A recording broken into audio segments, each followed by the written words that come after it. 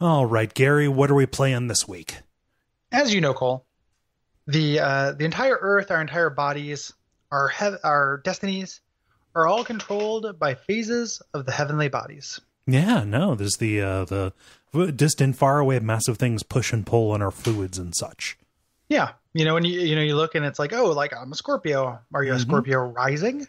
Are you Scorpio origins? Most people just know their sun sign. They don't know they don't know the whole chart. Sure, there's a moon sign, there's a sign for a bunch of different stars and stuff like that. Many different houses. Mm-hmm. Yeah. Lots of houses. You got to figure out which house is rising, which house is falling. Yeah. So I have got an intolerable Wiccan to do star signs for both of us. Okay. And I figured we just look up our things, and it's our destiny to do this show, and it will tell us, because right now as a Virgo, I get vague bullshit. Like if I look that up, it says like, oh, like, you're a bunch of nice things about me and you're neat. And I'm like, I'm not neat, and then it's like, but if you keep drilling down, if you find out your moon signs and your sun signs and your other sun signs and your Mars signs, it gets more specific. It can even predict like the exact latitude and longitude of where you are right now. Yeah. It eventually becomes essentially just like a GPS. Right. And I think it would tell us except it helps God find you to smite you. Yeah, exactly. Gods don't offend the intolerable Wiccan. Okay. So this way, I figure if we get Destiny drilled down far enough, we'll figure out which game we're destined to do next. Yeah. So here is this phone book size chart for you. All right. Lots of marks on this. Yeah. No. I definitely know how to read. Yeah. No, just keep going. We'll eventually find out what you're doing today and find out what you're doing in the future as well. Yeah. I like to read magazines backwards, so I know that I'm going to die as a second place winner in a county fart off. So, yeah. Okay. No. So I definitely can read this. I want to make sure that you can read this. Okay. Yeah. Oh, I can read. Okay. No. Yeah. Go ahead. You do it. Okay. So let me flip through. Earlier today, had chili breakfast, chili brunch, chili lunch, chili snack. Okay. That's really a whole bit. This is a lot of pages, dude. A whole bunch of them. Yeah.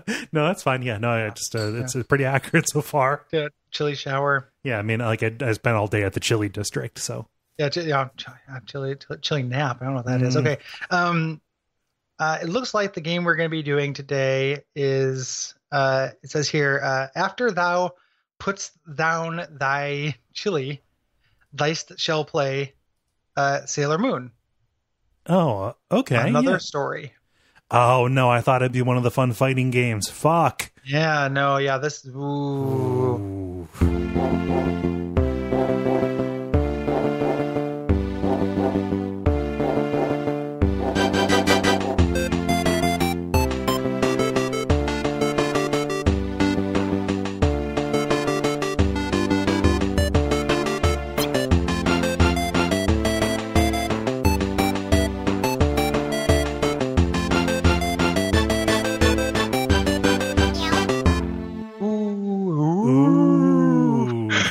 Yeah. Ooh, Sailor Moon. Yeah. Fuck. I'm Gary Butterfield. I'm Cole Ross. This is After Suffering, the show where we play bad games. You don't have to. Why are you doing this to us? This is a specific person doing it to us. Yes, yeah. This is another. Another commissioned episode. This is by one Evan. Evan, who says about Sailor Moon and another story. I remember playing this back when I was a preteen, and SNES emulators were a pretty new thing. This is one of the first games I translated via patch when I felt that I had to play every RPG I could get access to. Yeah, and that is the only reason to play this, I think. If you have, again, that form of pica. Yeah, you have to eat all the RPGs. Yeah. And a lot of Paladin's Quest. It fills space. Yeah. This is a space-filling game. And it's, it's a franchise maybe you have a lot of affection for that I think is cool. Sailor Moon's cool. Yeah. At the same time, it's not worth playing this game. No. This game does asks a series of like unforgivables in a row. Like the forbidden Lunchable. It lets you know. Yeah. So here's the thing: the forbidden Lunchable, unforgivables. Just emu and dodo and shit like that, like foie gras. Yeah, foie gras spread over Ortland crackers. Well, yeah, on a dodo pate. It's nothing but bird torture. It's like the 12 Nights of Christmas. The packaging is veal. Crack open a pack of unforgivables. I just really like the idea of spreading foie gras across a cracker using that tiny little red rectangle that you get in the Lunchable. Maybe you only get those in the my Lunchable of choice was the pizza Lunchable. Oh, sure. That's the best Lunchable. Yeah. We have a lot of stuff to talk about. We don't have to divert, but like that's one of those underused exhibits in the like pizza contains multitudes. Thing, because it's like pizza is a thing, frozen pizza is like a different thing. Yeah. Cafeteria pizza is like a different thing. Like microwaved French bread pizza is a different thing. And then those Lunchables pizzas is like a totally different thing. It's like a tomato pita. Yeah, well, no, it is a extremely sweet tomato sauce spread onto a literal soggy biscuit. Yeah. Like what? How is that cracker so moist, Gary? Yeah, it's extremely moist though, and it stays moist. Yeah. There's food scientists. Yeah, no, Clark Griswold has been on the case. It is a non-nutritive spray that they apply that makes it perma-moist. Indeed. Yeah. No, the actual best Lunchable is the P3. Those protein threes. The portable protein pack for adults and men. Isn't it weird how in our lifetime we saw the value of protein like happen? Yeah. Like now, like nobody talked about protein when I was growing up, and then all of a sudden when I turned like 31, it became a branding thing. Yeah.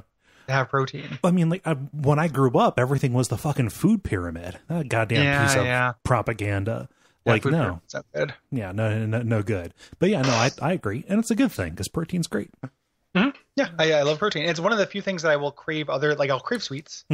Like I have a sweet tooth, but I will crave protein. Like so every once in a while I'll just like wake up and be like, oh fuck, dude. Yeah. Oh, like, man, I need to get some ham in here. Yeah. Yep. So anyway. Sailor Moon, what were you saying? I forget what I was saying about Sailor Moon. Is this something? Oh no! So you said unforgivable. So for as much as this game wastes your time, it goes out of its way to not waste your time, because even before you get to a title screen, it tells you exactly what it is by giving you. Okay, so I thought, okay, I'm going to watch the cinematic, and it's going to keep on going. Watch for about 10 minutes. Gary, you told me there are two more of them. That there are three. Yeah.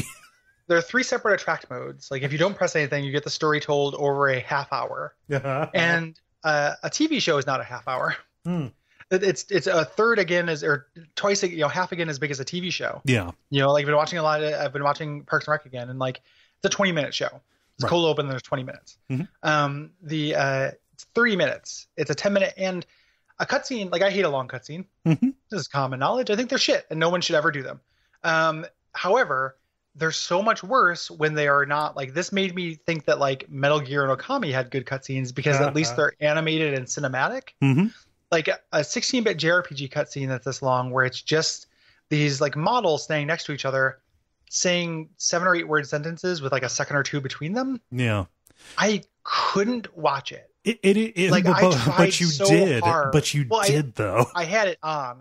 I had a lot of windows open. I multitasked like a motherfucker. Like I couldn't watch it. Like I was just like, I cannot. My attention span is not strong enough for like 7. The evil presence is a new ... enemy, and I'm like, it's especially fuck yourself. Like it's especially unforgivable in the in an attract mode like that, because if this was in the game, you could just mash through it. Like I can skim this text, and gather what little value there is out of this, by tapping it forward. No, in the attract mode, which you're probably going to want to watch so you can get some context for this. No, everything is separated. Like there are those pauses in between. And that's why I was not eager to wait around for the second one. No. Why would there be a second one? Yeah. The plot of this is not that complicated. Right.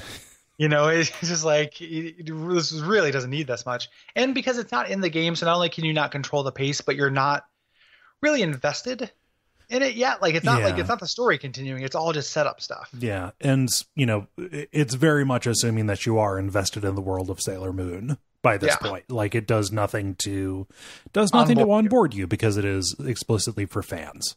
Yeah, this is a fan creation. Yeah. Or for fans. Yeah, not a creation, but for fans for sure. Yeah. And like I like Sailor Moon. Like I talked about it before. It's probably the anime I've watched the most episodes of. Mm-hmm. Like I watched it when it first came to America. Me and Derek were both big fans. He dressed up as Sailor Moon once for Halloween. It was awesome. That was I got all the anime out of my system in 1999. Yeah. And the and I like it. I think it is a cute show. Mm-hmm. It's a cute show. It's got Luna. It's got Luna. Like that recommends it greatly. Cute. Yeah. Yeah. I bought a girl's makeup container that was a Luna. It was a little Luna head that we'd open up the head, because the Luna ball was a thing in the show. Mm-hmm. You'd open up the head and it had a mirror on the top and then like a little place to put makeup and shit. And I just had it because I just wanted a tchotchke. Mm-hmm. So like I like Sailor Moon. Like I think Sailor Moon is cool. Mm-hmm. This is not good though. My desire for Sailor Moon does not transcend my every aspect of my being. It does not transcend the things that you expect from a video game. Yeah, it doesn't transcend my desire to be entertained. Yeah. Watch out for fireballs, like number 1 or number 2. Like, don't threaten me with boredom. Like it just, you can't do that. Yeah. You just can't. And it's so slow. Mm-hmm. And then once you start playing, it's also slow. Like, it's not like there's a fireworks factory. No. Right. No, like it takes a little while before you get to your first fight. It does, what could be considered an admirable job of trying to mimic an episode of the show, because you do have just the girls living their actual life, like talking about their love interests and things like that, like like a person would. But that, where that would be charming and quaint in a television show, in a video game, it feels very obnoxious and in your face. Well, and also just going back to that point that is like extremely important, and please, whenever I get on the soapbox about like bad video game storytelling, an episode of the show is 20 minutes. Mm-hmm. You can't do the same thing and just make it happen for longer. Mm-hmm. This game is longer than a season of the show. Like no joke. Like it is you will take longer than that. So you can't present things with the same pace. Like you shouldn't be trying to tell the same kind of story. Right. As that, like that just doesn't work. They make some nods to that. Like it is broken up into like episodes, but it's to me that's more like a chapter kind of thing based on the fact that I read. It was like, oh, it's the same story, but it's kind of continue, just like, oh, this is Sailor Mars's episode, or this is Sailor Mercury's episode. Yeah. And they want to give everyone screen time, which makes sense because they're that's a big appeal to license. Yeah. It's an ensemble. Yeah, like these are good characters. It's just a really, really poorly made thing. And the first fight you get into, which we not to bury the lead, is against a creature, or this might not be the first fight. Like I played and then I skipped around, so like literally no one correct me. This might be later, but like a major antagonist is a character named Jarcock. And I was like, Jarcock. And if you look on the thing, like the YouTube link I'm looking at now, when I search Jarcock, like by 2 guys 1 game. Jarcock Brown, it's never good when your Jarcock is brown, is what it says on here. And like, I'm out. I'm done. Seinfeld getting up at the movies, like I'm done. Yeah. Like it's just like, nope, I'm okay. Like I don't need Jarcock. Jarcock's a weird little ghost. And wait, his name is Jarcock Brown. This is Jarcock Brown. So Jarcock is the name of a standard enemy. It's like what they have instead of goblins. They have Jarcock. Yeah. And there are different color coded Jarcocks. Right. So the first enemy you do fight is a Jarcock, because I was confused because the Google result when I tried to bring it up was like a story part 21. Mm-hmm. It's because Jarcock is a recurring villain. Okay. In this. Yeah. It's like a Dick Tracy like, character that like horrible deformity. It just looks like a guy, it's just like, under it shows his like trading card, and under it just in quotes like "Don't ask," Yeah, and I have barely enough recollection of the actual series to know if that maps to anything. Like if that's a person. I would have had a field. Me and Derek would have had a field day. If there was a kids cartoon with a character named Jarcock. Yeah, I would have remembered that. Like we got roughly like 7 hours out of the X-Men character Chode from the Starjammers. Like we would have gotten a lot out of Jarcock. Yeah, no, that would have been a banner day. would have dined on that shit. Yeah. But yeah, like, you know, the opening chapter is like, Sailor Mercury she's gone off to the train station to meet her to meet her boyfriend or whatever.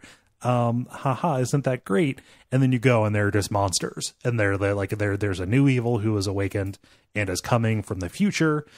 Literally in the opening, there is a line that I think is just delectable, which is, "Master, an evil comet is coming to return destiny to its origins." Oof.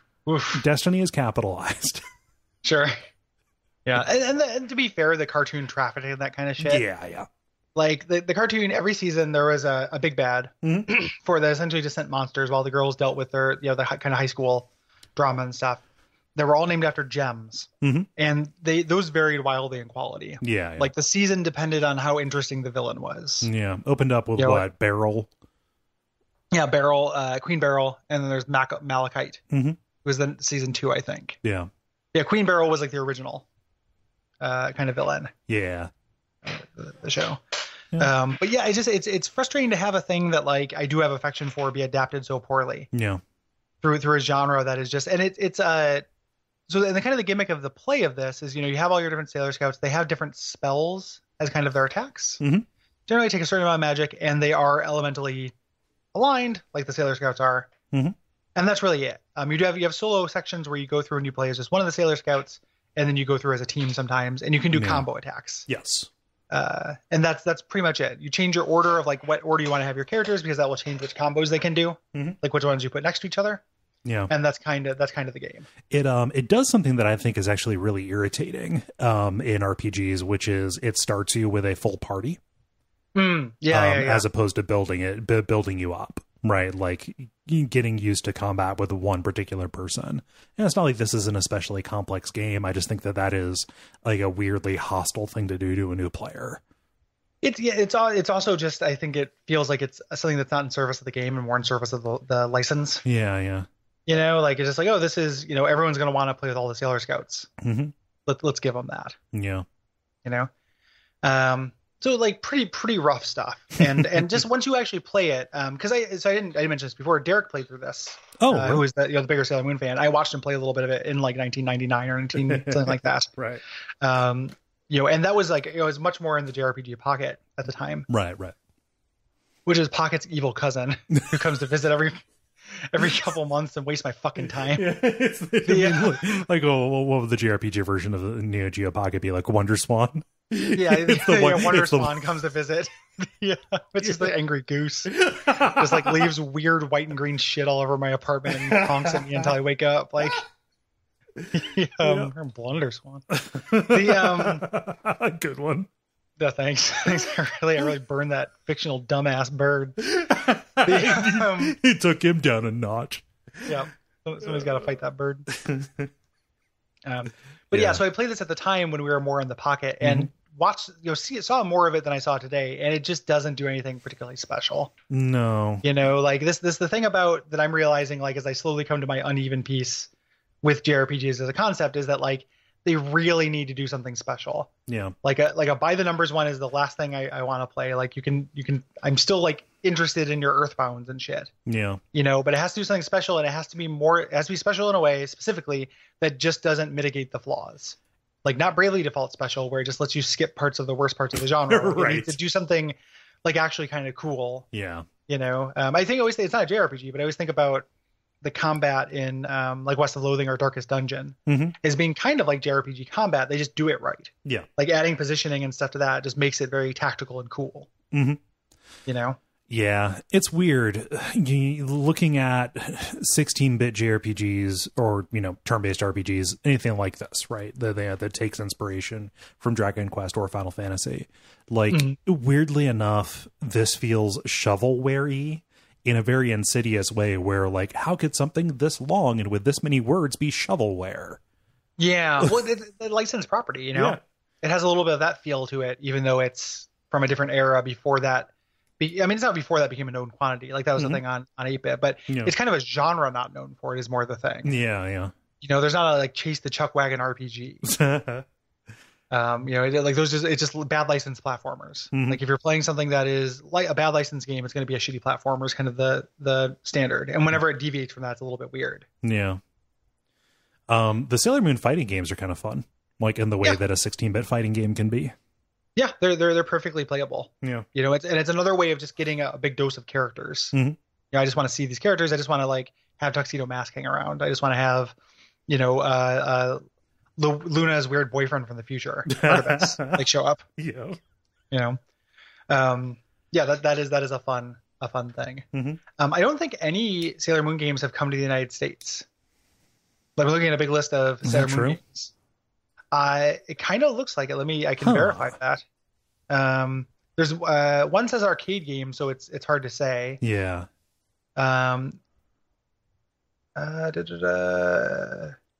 Yeah, it looks like none of these have come to the United States. So,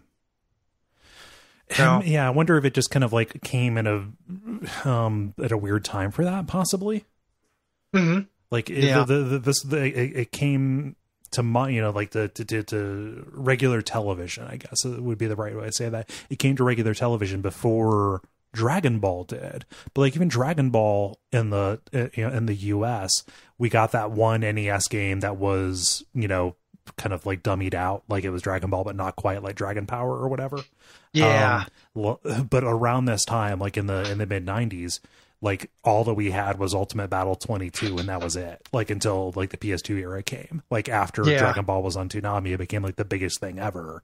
Then it was safe for them to bring those to the US. So I'm actually the more shocking thing isn't that there was no Sailor Moon game. The shocking thing is that it was never like reskinned and then brought over like under something else. At least as far as I know, and this is a pretty cursory search. And some of them were localized to the West, just not to the States. Right. So some of these games came out in like Europe and France and stuff. Yeah.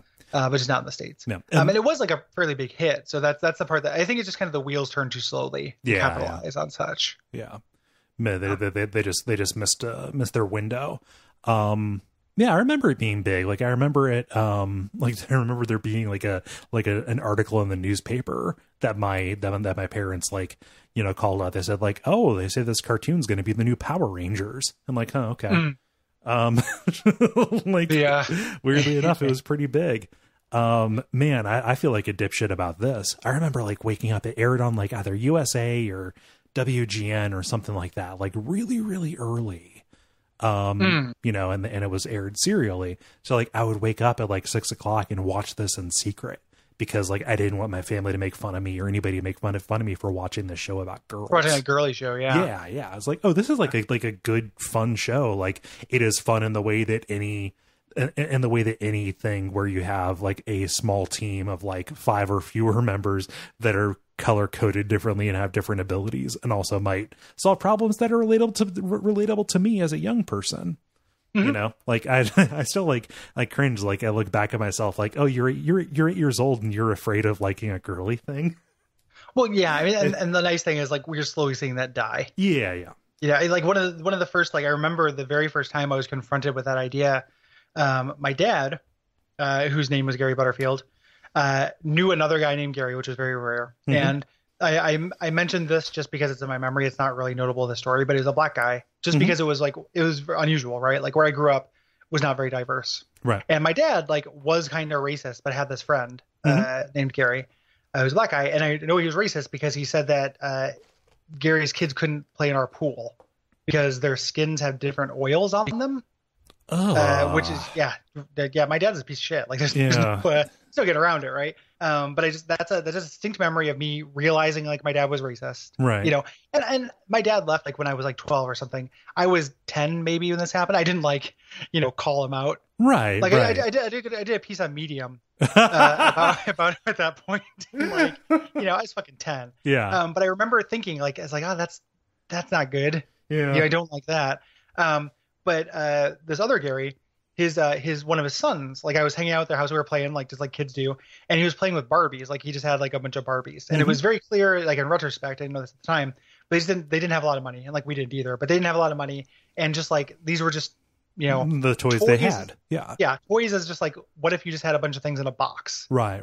There were toys. They're just kind of all-purpose toys. Mm-hmm. So we were playing like with these Barbies, and both of our dads got real mad at us. And that was the first time I remember being exposed to that idea. And we were just like, we weren't like, what if we were these ladies and we fucked? What if we were these ladies and we went and got husbands and got dicked? We weren't doing anything. We were just like, hello, how are you? We were just pretending like they're little people. Like when I was a kid, I used to make towns a lot with my action figures. I would set up stores. I would be like, this person runs this store, this person runs this store, and make towns. Mm-hmm.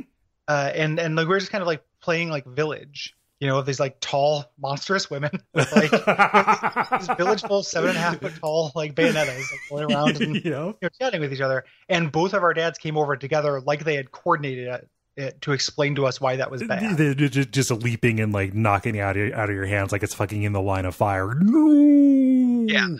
Yeah. Yep. Ugh, that's shitty. Yeah, it was dumb. And then it's sad. Like that kid who I found out who I was playing with, had his died because he stuck his arm out of a window of a truck and had his arm sheared off. Wait, that actually happens? That actually happened. It wasn't like my dad trying to fool me not to do that. Like I remember it being extremely sad and like my dad going to the funeral. Good God.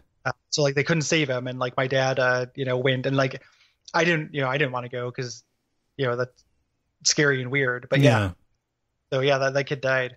Yeah. Sad.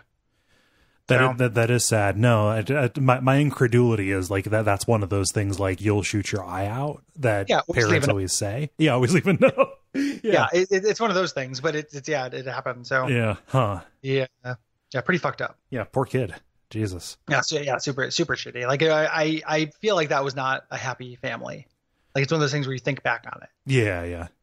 Like my dad had three friends that I remember hanging out with. It's like that guy.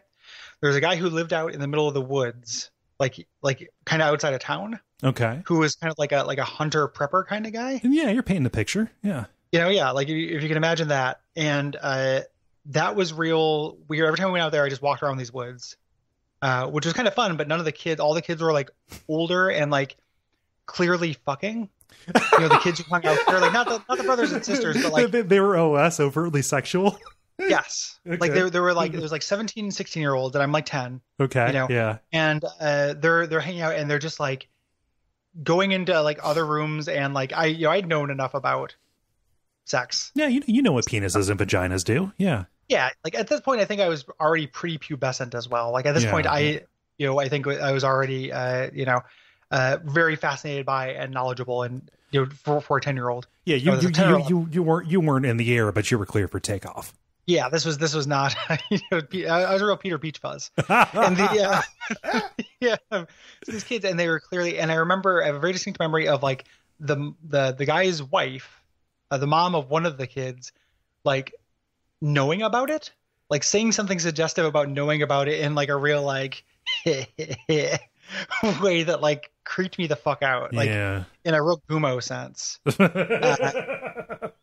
And then the other one was just like a guy who I remember I've told this before where like I had to pee and he had to pee and he's like, do you want to play Crossfire? And I thought he meant that cool board game where you shot BBs at each other. You'll get caught up in the Yeah. And I was like, you guys have that? And he said, no. And he was talking about pissing at the same time and peeing into the same toilet. We call it sword fighting, like when you're at the trough. Yeah. Yep. So he was joking about that, but I thought he meant the cool board game. Those are my dad's three dirtbag friends. If anyone wants to make like a terrible sitcom about, the Gary who lost his son wasn't a dirtbag. I think that he was just, toxically masculine and sad, but not dirtbag. But the other guys definitely had like such extreme dirtbag vibes, dude. Like real gross shit. Yeah. So speaking of dirtbags, in the run up to this recording session, you sent me a message saying, hey, we're going to need to punt 5-10 minutes. That's usual for us. But then you also said, heads up, my dirtbag neighbor is riding dirt bikes around. Yep. I got one of the neighbors in this like complex. It's a bunch of apartments and there's a house that has the same color scheme. and stuff. I think I figured out. I think these used to be nice motels, Okay. like big suites. A while ago, your guess was that it was like some kind of weird like company camp kind of thing. That's what it looked like. Yeah. Now I think they were hotels. Okay. Or like motels. So it's like it's a small apartment. It's bigger than my old apartment. It's a perfect size for me, but it also could be like a nice suite. Yeah. So I think the house was like where they would have like the person who ran it would live. Right. So there's also like a house that's like a 2-bedroom house. It's still small, but it's a little bit bigger. And that guy has a garage. I don't have a garage, and has dirt bikes. And all this morning before we recorded, he was just like revving and doing laps around like the block with the loudest dirt bike in the world. And I hate. And dirt bikes. That is a particularly piercing kind of engine noise too. Yeah, real high pitched shit. Yeah. So that guy is not. He's not good. Did not like that. I had a go ahead. Sorry. I was going to say just real quick before we move totally on from Sailor Moon. When I was looking this up, I found a website that is a really great like distillation of everything against me. Like I found this it's like this fan site, and it's https://fantasyanime.com/anime RPGs. Why is this auto completing? Have I been here? Yeah, probably. Yeah. Okay. Yeah. I mean, you have to ask yourself that question, but like. Right. It's a very funny, like old looking website, like fan site of this. When you hover over the things, there's a little picture of Sailor Moon doing a hooray. I think it's really cute. Yeah. So this is pretty good. That's all. Okay. Lots of little animated GIFs. Like at the bottom of the screen, I looked on the character thing, and they have a screenshot of the town with Sailor Moon and Luna, which is walking back and forth in the background, like as an animated GIF. Like this is a very nice website from a certain era. Yeah. Neat. Yeah, I might actually like look around this a little bit more. It's fun to click around just because it's a real it's a relic. Yeah. Let's see here. No, so there's a little bit of game facts. If you look at the message board for this, there's one particular guy, Ultradaptor. Okay. Who is extremely vexed by the idea that most of the English speaking world is playing an English ROM of this. Okay. Yeah, I didn't look through this. Yeah. And this is me breaking a rule about pointing out somebody who's ESL. Hello, how to find Sailor Moon, another story with Japanese (original versions) game playing by a person who lived in English speaking countries such as USA, UK, and English speaking person YouTuber from YouTube. This. I can't chart that sentence. Like, neither can I. But this person has posted multiple topics or threads or whatever in this very active board in a 5-month window in 2017. Yes. Yeah, that's pretty crazy. Yes. A 2-month window in 2017. I was looking at Etz Hadat. Yeah, 2-month window in 2017, so very recently. Yeah. Yeah, so he's not having any of it. I love it's just how to get the English version. Mm-hmm. But I love the one that knew it, where he says, he says that word Sal you said, and then he responds to himself, "Please answer me." It's kind of sad. I showed you my dick. Yeah, like you have to respond.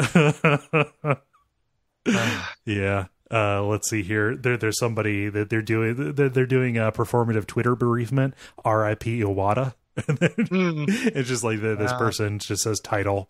Like he's gone. Man, that sucks. Yeah. It did definitely, yeah. I'm looking through this too. These are like super big fans who are nitpicking this game that, at least on the surface, seem pretty faithful to me. At least as far as like the window dressing. Mm-hmm. Like, did they even watch the cartoon? Yeah. So there's This is supposed to rest between series 3 and 4, but if you notice these inconsistencies, that I hope somebody got fired for that. Yeah. Like there's like literally no way this wasn't going to be full of intolerable weeaboo. Like like. No, there's no problem. Literally no chance. Yeah. Well, there's also some very entertaining like AOL chat room style games being played. If you go a little bit deeper into this, specifically, they've gotten up to like 34 or 35 threads of Sailor Moon Hurt and Heal. Okay. What is that game? So here is picture this: we were both butt naked, lying on the bathroom floor. No, Yeah. Picture this. Every morning there's a halo around the corner of your four-post bed. Okay. List of character names. I'm a bag of dicks. Okay. List of character names from Sailor Moon. Here are the rules. You can vote once a day. Everyone starts with 9 HP. You choose one character to hurt and two characters. Sorry, let me correct that. You choose one character to heal and two characters to hurt. Healing counts for 1 point. Hurting counts for 3. The winners from the previous hurt and heals will not be in this one. Please don't reorder the characters because clerical stuff like that. And it is literally just people like doing some kind of weird points-based AOL chat room version of Fuck, Marry, Kill, where they just say, kill Ray's grandpa, hurt Starfighter, heal Galaxia. And it goes on for pages and pages and pages until only a few remain. And this that's something. Yeah, and they're good. Like literally the thread that I have open is Sailor Moon hurt and heal 34. So like when one of these dies, somebody just rolls it up and says, let's do it again. That sounds really boring to me. Yeah. But I think a lot of people are invested in it, probably.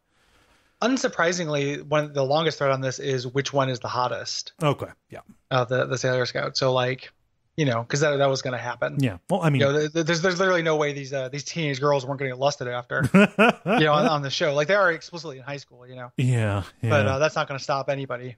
Who was your favorite? Who was your favorite of the girls? The original 5. I don't know any of the other ones from like the Outer Planets. The Mercury. The nerdy one, the Donatello. Yeah, the nerdy one, the Donatello. Yeah. I like Jupiter. Jupiter was good. Yeah, Jupiter's great. Yeah. It was fun. Like when I was 19, so when I said which one was his favorite, it was like a little bit like which one of these is the crush one. Mm-hmm. But it's just worth noting, like I was 19. Like this started when I was in high school. Like this continued. I think it was like 17 through 19 where this was a thing. Right. It might have been younger than that. It was younger than that because it was when I still stayed the night over at Derek's house. Like it was when I still had sleepovers. It would have been younger. It was age appropriate. I'm not. I don't have a wall scroll of this teenager now. No. And this made me. It dug up for me like my sordid anime past. Right. Where like I really liked these shows. I outgrew them or whatever, but like, no, I got a lot of enjoyment out of them, There's like absolutely nothing wrong with enjoying, like they're good shows. There's nothing wrong with enjoying them.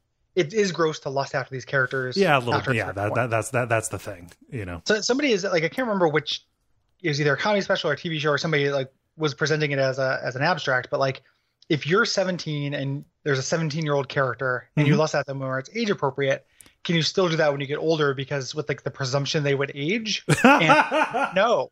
Right. The answer to that is no, because they don't age, because they're fictional characters, and all of their presentation, everything that is true about Sailor Mercury, is contained in the bounding box of her being a high school student. Right. There's there's no Sailor Moon all grown up.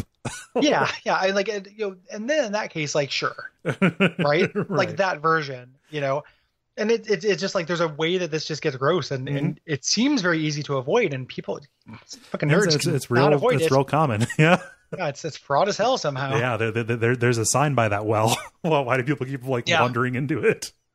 Yeah, because like I mentioned a couple times, I've been dating again, and I've been when you do so, you set up on internet dating sites, you set up age ranges, Yeah, and that's a thing where it's like, I always set it just because I don't necessarily go on dates with people. I always said it like a little bit older and a little bit younger. When I say a little bit younger, I mean 30. Yeah. Right. That's not young. I'm 38. That's it's like years younger than me. Like your age plus or minus 5.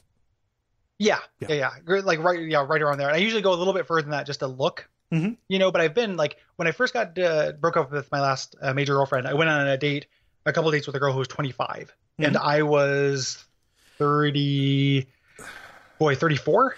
That seems like it'd be really weird. There's nothing saying that couldn't work, but that would be, just different lives growing up. That was exactly it. Like it sucked, like it didn't work out, and she's a perfectly nice person and everything, but I was like, this is dumb. Yeah. And I'm not saying that just as somebody who like has almost exclusively dated older women that in my, I'm not saying that because of like any like personal prejudice. Like what do we talk about? So that was essentially like my point was like, even it's one of those, there's a parallel with this with people who offload their morality to laws, where like if you offload this part, this kind of like what is gross, what is appropriate age wise, to like just a formula or something like that, even if you don't buy that it's gross, it's bad anyway. Right. It can't just be against a rule, it can also suck. Right. As a thing, like it's like, yeah, why would you want to? Like even if it's gross for you to want to date like a really young woman, why would you want to? Like I understand, there's like 18-year-old hard bodies, like kind of thing, but like bodies stay good for a long time. Yeah. I don't know. I mean, they go bad. We did a whole episode about that, but like they stay good from like a sex sense. Yeah, for quite a while, and if not, I feel like there's probably are people like that where it's just like they've been so enculturated where the only thing they can find attractive is this like very specific, perfect kind of like model nakedness. Yeah. I always really wonder about that. Like, how miserable must you be? Yeah, and like not only is that gross morally, it's also like it's got to be sad and suck. It's got to be a shitty existence. Yeah, I will never buy a car. What I'm waiting for is a unicorn that I can ride from place to place. Exactly. Yeah. Gross, dude. Yeah. Well, there's also like it's a thing that I've seen mostly in threads talking about horrible people online, but like, oh, I only want to date people who've never really dated anybody else before. Oh, so you can manipulate them. Okay, that's cool. Yeah. Like that's extremely predatory and gross. Yeah.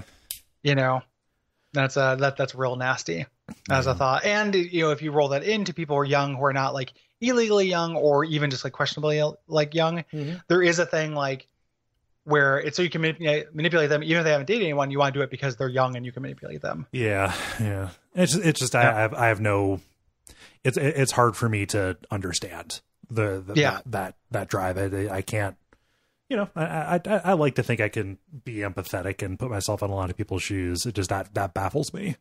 Yeah. Yeah, absolutely. And it's a weird thing to think about because on like one hand, yes, you find attractive what you find attractive. Yeah. On the other hand, like pretending like there is no enculturation and that should never be questioned is also shitty. Yeah.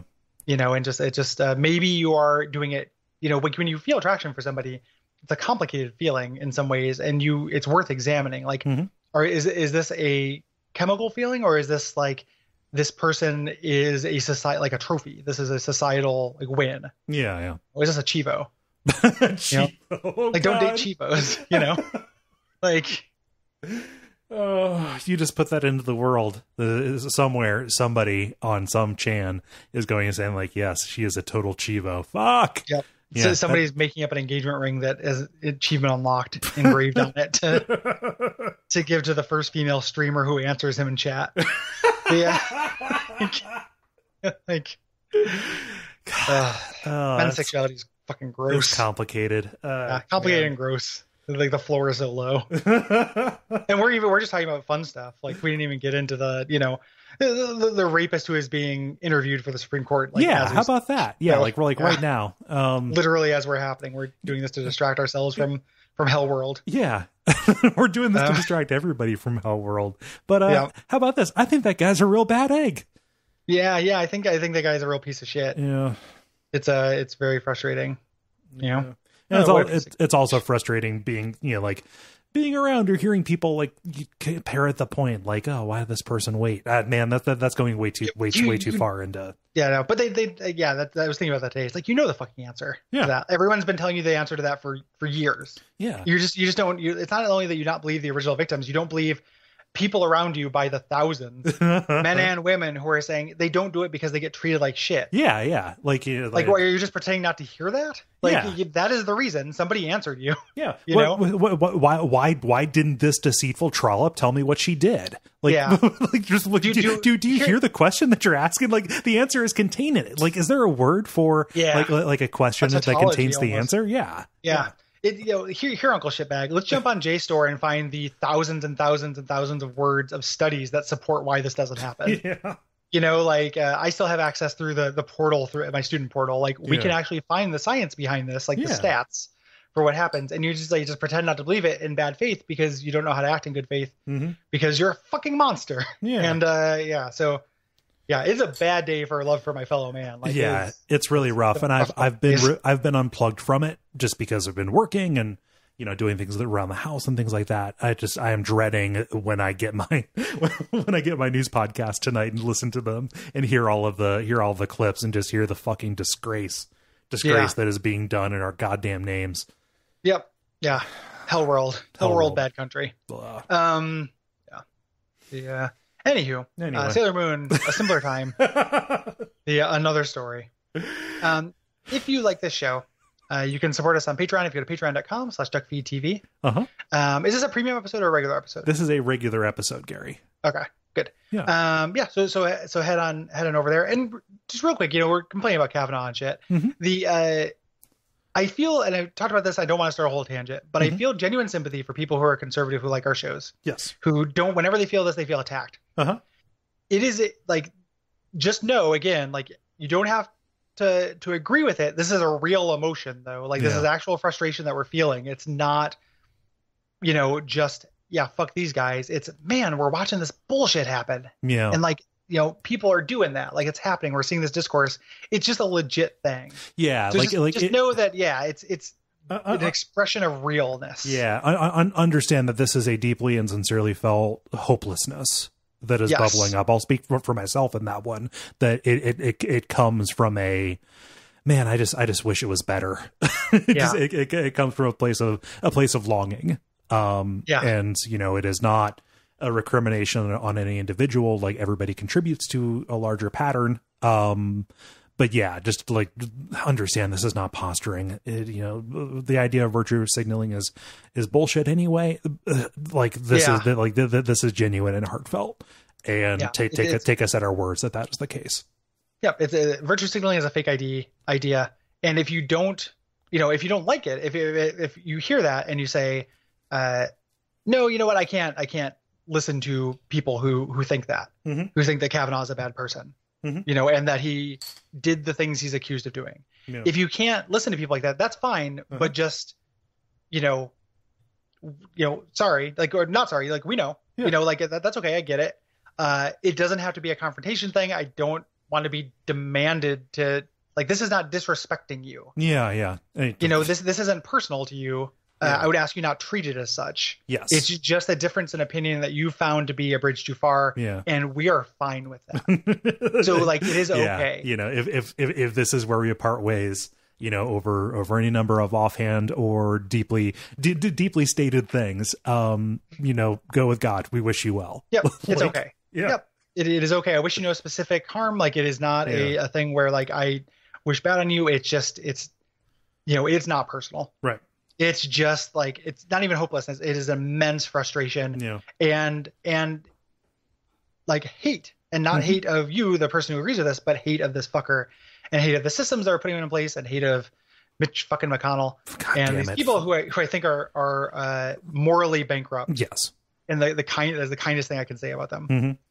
So anywho, if it doesn't put you off, if you, then, and you do want to support us, the best way to do that is patreon.com/DuckFeed.tv. Yep. And ratings, reviews on iTunes or anywhere fine podcasts are sold. Mentions on message boards and going to Duckfeed.tv/store. Yeah. There you can get lots and lots of premium episodes of this show. Yeah. There's tons of stuff, and it's great.